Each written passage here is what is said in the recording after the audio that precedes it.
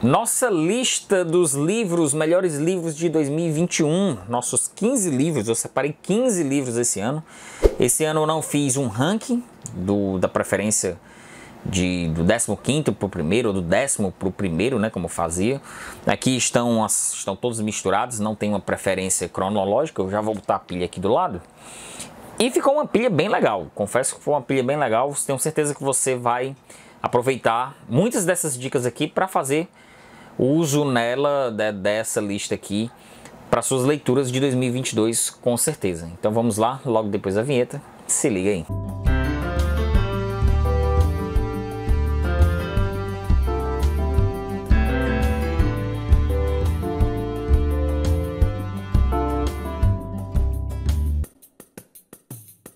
Bom, se você chegou até aqui, eu vou pedindo para você se inscrever no canal. É importante estar inscrito porque você fica recebendo as novidades e conhece o nosso trabalho sempre que nós lançamos vídeos aqui no Seleção Literária. Aproveita para conhecer aqui no box de inscrição o nosso grupo no Telegram. Você tem um link para acessar nosso grupo, participa de um bate-papo diário lá comigo, conosco, lá no nosso grupo.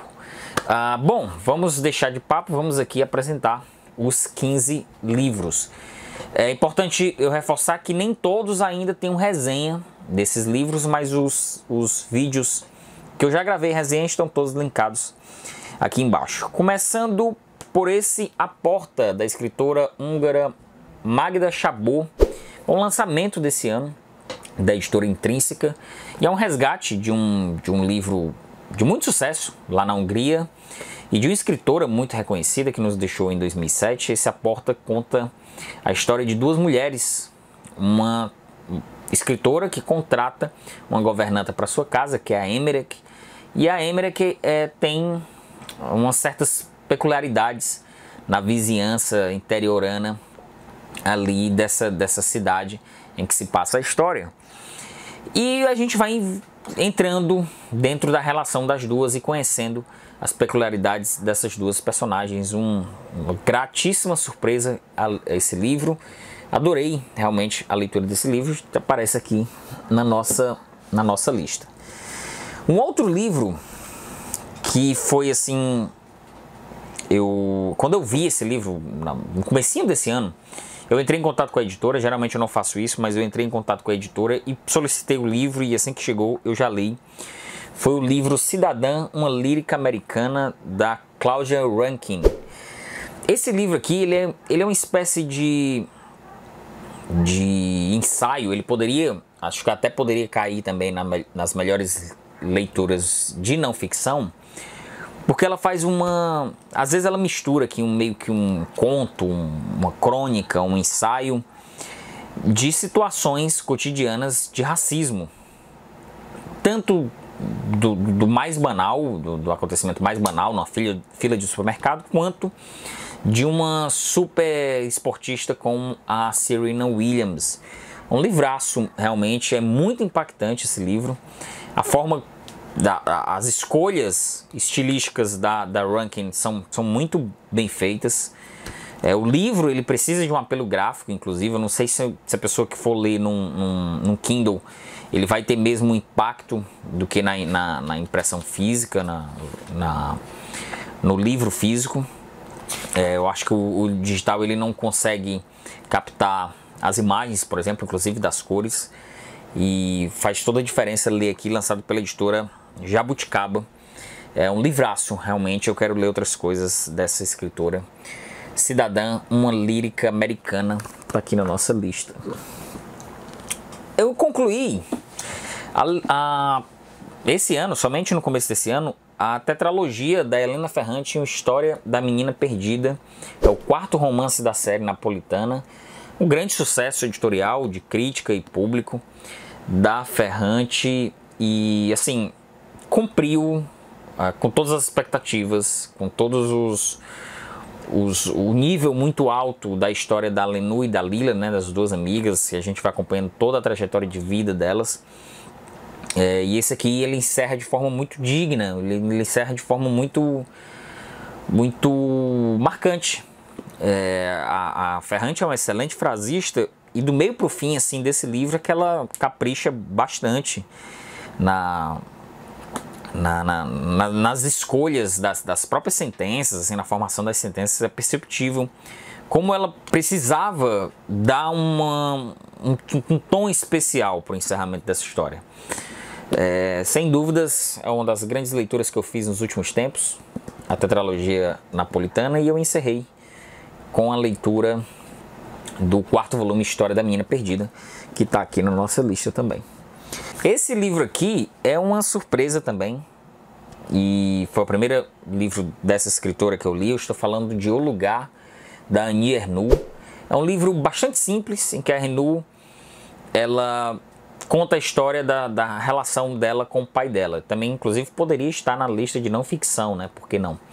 Mas ela, como relembrando a sua trajetória, a sua infância, a vida dos pais, e relacionando com a sociedade francesa, ela cria uma espécie de biografia ficcional, vamos dizer assim. Eu não sei se o gênero e se isso existe, mas que dá um tom muito especial a esse livro e que eu gostei muito. É uma leitura muito simples, e é outra grande frasista também. Ela sabe separar bem as suas escolhas, e muito fácil de ler também. Fica aqui na nossa recomendação da nossa lista das melhores leituras, O Lugar, da Annie Ernaux, a qual pretendo ler outras coisas também. Bom, e aqui também outra gratíssima surpresa, esse livro da colombiana Pilar Quintana, A Cachorra. Esse livro tem tudo de que a boa literatura latino-americana já produziu. Tem a temática árida, forte da denúncia social, tem a linguagem também muito forte, muito característica dos grandes clássicos da literatura latino-americana, do Lhosa, do Juan Rulfo, do Gabriel Garcia Marques, desses grandes nomes, desses pilares. E a Pilar Quintana, ela é uma escritora dessas que com certeza a gente vai olhar com muita atenção o que ela vai escrever. Ela conta a história de uma mulher que não consegue engravidar, e em formas de compensação sentimental ela começa a criar uma cachorra num vilarejo praiano na Colômbia. E aí começa todo o drama psicológico envolvendo a necessidade dessa mulher engravidar com a relação afetiva com essa cachorra. Um livraço, recomendo que você leia também, curtinho. Eu tenho certeza que se você pegar para ler, você vai ler num dia, como eu li. Sentei assim 6 horas da noite, terminei umas 10 da noite. Muito impactado com essa leitura, com esse livro. Um livraço, A Cachorra, da Pilar Quintana. Outro livro surpreendente e que eu gostei muito é este aqui, O Irmão de Alma, do escritor francês David Diop. Esse livro, ele conta a história de um soldado durante a Primeira Guerra Mundial, um soldado de um batalhão senegalês que serviu ao exército francês, e ele conta a loucura da guerra, né? Ele conta a loucura da guerra à medida em que os dias vão passando, o terror que é conviver com a violência da guerra, de dois irmãos, de dois amigos que se consideram irmãos, e eles precisam sobreviver a esse terror. E aqui é uma narrativa muito forte também, um suspense muito bem feito desse escritor aqui, que eu vou gravar vídeo muito em breve. Ainda não fiz a resenha desse livro, Irmão de Alma, do David Diop. Entra para nossa lista também. Outra surpresa de um escritor que eu nunca tinha lido, e fiquei muito contente que a editora Moinhos trouxe o escritor português Virgílio Ferreira, o Manhã Submersa, que é um clássico dele dos anos 50. Eu li esse livro agora recentemente, no final do ano, e conta a história de um seminarista que está contando a sua vivência dentro de um seminário muito rígido, típico daquela época, típico da própria instituição de formação de padres, e como ele se sente oprimido dentro desse ambiente. É um livro muito forte também, E eu fiquei muito contente em conhecer o Virgílio Ferreira através dessa edição aqui da editora Moinhos, Manhã Submersa. É um livraço, entra fácil assim para as minhas melhores leituras. É um livro que precisa de atenção. Eu confesso que algumas vezes eu tinha que voltar uns parágrafos porque ele entra numa narrativa às vezes muito filosófica, muito psicológica, o livro exige, que o escritor precisa colocar exatamente isso. Se fosse uma coisa muito objetiva, eu tenho certeza que o livro não funcionaria. E é um livraço mesmo, um livraço. Tenho vontade e espero que Virgílio Ferreira volte com outros livros aqui no Brasil, pela Moinhos. O Manhã Submersa é um dos grandes clássicos desse grande escritor português aqui que está na nossa lista. Um outro livro que eu já considero um grande clássico do século XXI é O Complô contra a América, do Philip Roth. Esse livro que voltou a ganhar notoriedade depois da eleição do Donald Trump em 2016 como presidente dos Estados Unidos, porque aqui o Roth ele volta aos Estados Unidos aos anos 40 para contar a eleição não do Franklin Delano Roosevelt, como a gente conhece, mas sim do Charles Lindbergh, que era um aviador com aspirações antissemitas. E ele brinca com essa mudança histórica e esses personagens reais, históricos que existiram nos Estados Unidos, e ele se coloca, Philip Roth e a sua família, como personagens dessa história nos anos 40, na Newark dos anos 40. E é sensacional a forma como o Roth monta toda essa história. Se aproveita dos acontecimentos históricos para mudar ali a trajetória, colocar a Segunda Guerra Mundial dentro do solo norte-americano, a comunidade judaica vivendo o que os judeus europeus estavam vivendo, eles começaram a viver também em solo americano. São condições que o Roth se debateu muito, ele como um homem, ele foi um homem judeu, se debateu muito ao longo de sua carreira. Ele traz aqui nesse livro de 2004, espetacular, Complô contra a América. Um outro livro que ganhou uma repercussão muito grande, e eu entendi depois que eu li a repercussão desse livro, inclusive ganhou o prêmio de melhor romance desse ano, é O Avesso da Pele, do Jefferson Tenório. É um livro que tem uma temática racial que está muito premente nos nossos tempos hoje em dia, mas que obviamente o Jefferson Tenório não fica só no tema. A trama é muito bem construída, né? A trama de um filho que está em busca de conhecer suas origens, de suas identidades, depois que o pai é assassinado de forma muito cotidiana, né? Uma abordagem policial mal executada.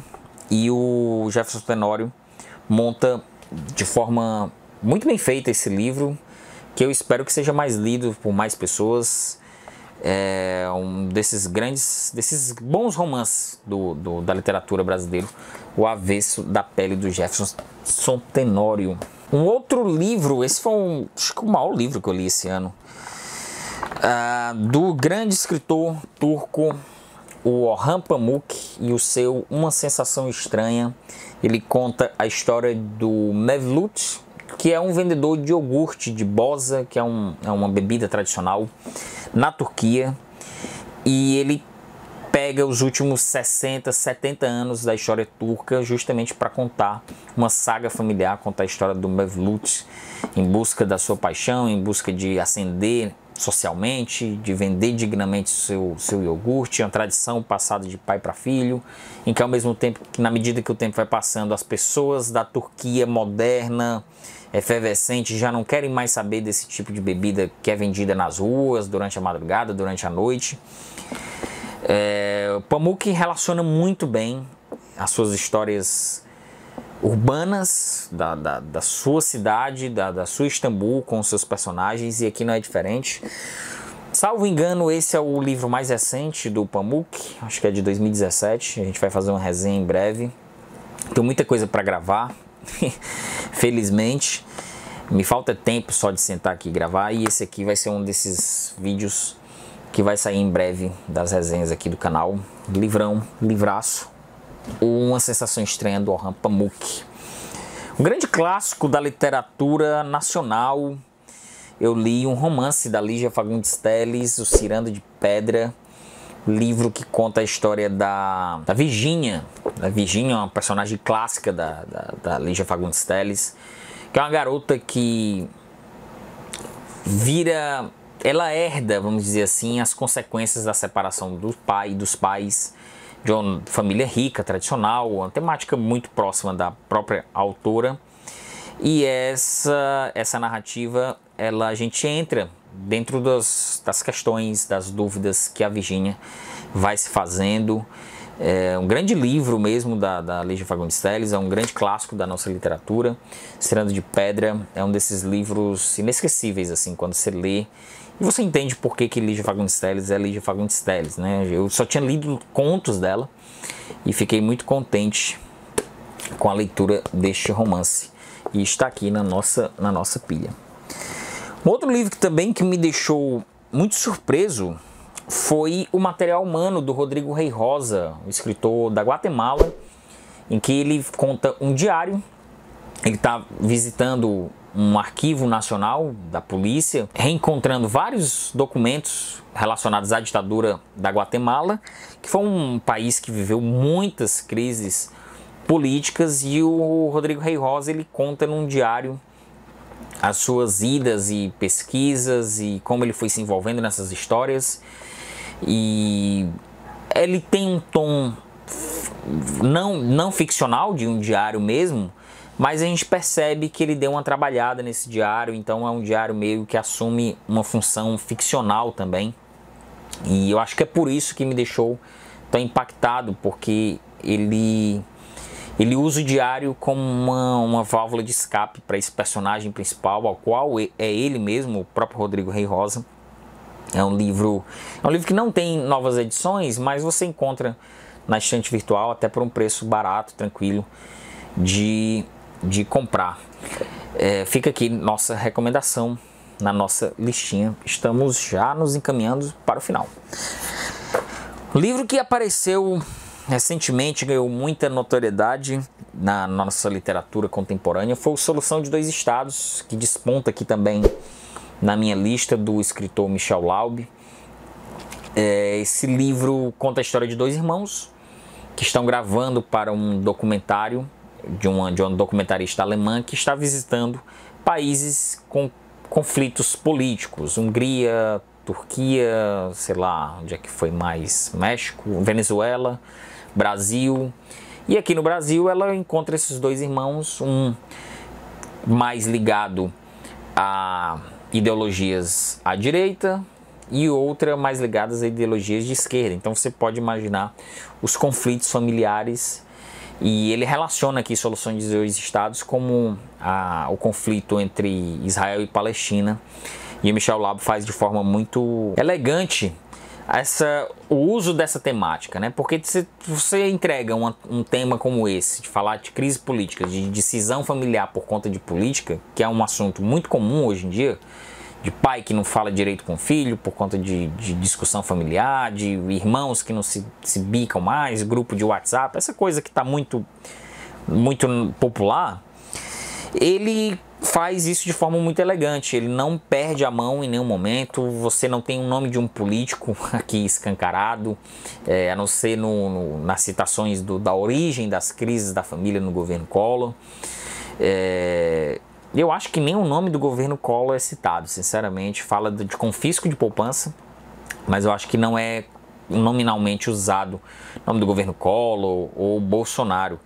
E eu acho que isso faz uma diferença. Eu acho que faz diferença porque é muito fácil, sabe, você simplesmente jogar pra galera, assim, um nome, e aí pronto, você já ganha determinado tipo de situação a seu favor para sua história. E o Laub, ele não escolhe o caminho mais fácil, ele escolhe o melhor caminho, que é com certeza o produto final desse livro aqui, Solução de Dois Estados. Esse livro que eu recebi da Pacote de Textos já há algum tempo, e eu não tinha parado para ler. E aí eu fiz um trabalho para eles e acabei lendo, que é justamente esse aqui, o Karen, da Ana Teresa Pereira, uma escritora portuguesa. E infelizmente não tem nada dela aqui além desse livro no Brasil. E é um livro delicioso, assim, porque você vê que você está lendo uma grande obra de uma grande escritora, não tem como. Já nas primeiras páginas você percebe, não, isso aqui eu estou lendo realmente, comecei já um grande livro. É a história de uma mulher que ela sofreu um acidente na cachoeira e perdeu a memória, e enquanto ela está convalescendo, ela começa a recuperar a sua memória e desconfia das pessoas que estão cuidando dela, ela não vai reconhecendo. E a gente vai percebendo esse drama dela, esse suspense, essa necessidade dela reconhecer essas pessoas ao longo da leitura desse livro, e é de fato um grande livro, é curtinho e facilmente você consegue ler aí, cheio de referências artísticas, tem um estilo bem Henry James. Eu li esse livro me lembrando a todo instante o Henry James, até porque ele também é evocado aqui no livro. Ana Teresa Pereira com Karen vem para nossa lista. E por fim, para fechar o nosso listão aqui de melhores do ano, eu li o Marrom e Amarelo, do Paulo Scott. O livro mais recente dele, o romance mais recente dele, e é um livraço merecido, como todo o reconhecimento que ele vem tendo nos últimos tempos. Conta a história de dois irmãos que tem tons de pele diferentes, então um sofre mais racismo que o outro. É uma abordagem temática sobre colorismo, e muito bem, como Jefferson Tenório, como Michel Laub, o Paulo Scott usa essa temática muito bem feita para montar essa trama dos dois irmãos num Brasil pós-impeachment da Dilma Rousseff, discutindo cotas, discutindo uma sociedade cada vez mais virulenta, né, mais agressiva, com certos debates identitários, raciais. É um livraço mesmo, um livraço também, um desses que vai ficar marcado na nossa literatura contemporânea. Bom, esses são os nossos livros, eu não sei se vocês estão pegando direitinho aí, mas eu deixei, vocês vão ver aí, ó, nossa boa lista aqui. Eu deixei, sempre às vezes quando eu tenho um tempo, eu deixo aqui as informações dos livros de cada um deles, a capinha, tradutores, a editora, e você pode dar o print e ir salvando aí para você ir lendo ao longo de 2022. Aproveita, eu li esses livros aqui, aproveita quais deles você quer ler para 2022. Me recomenda algumas leituras aí para a gente fazer também aqui, deixa tudo aqui nos comentários. Aproveitem para se inscrever no canal, é sempre importante. Participe dos nossos sorteios, está rolando. Participe do nosso grupo no Telegram. Faz uma chave Pix aqui, ó, deve estar aparecendo aí para você também. Faz uma chave Pix, uma doação, é sempre importante. As doações que a gente recebe de vocês, isso é muito importante para a manutenção do nosso canal. Então é isso aí, pessoal. Valeu!